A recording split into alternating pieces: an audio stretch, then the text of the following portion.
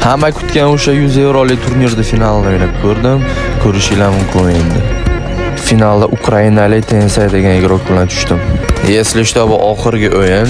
Birinchi o'yinda yutqizdim, ikkinchi o'yinda teng bo'ldi, uchinchi o'yinda yutdim. Hozir to'rtinchi o'yinda kim yutsa o'sha 100 yevroni olib ketadi. Ko'rishinglar mumkin ekan. Oxirigacha o'zingizlarga normalniy olib olsanglar bo'ladi. Aytgancha bolaman sizlarga shuncha video chiqaryapman, lekin bironta odam kontentni ozgina bo'lsa ham qadrlamayapti. Podpiska bilan like. Sizlardan hech nima ketmaydi. Bittagina like bilan podpiska bo'lsanglar, bosib qo'yinglar, jigarlar.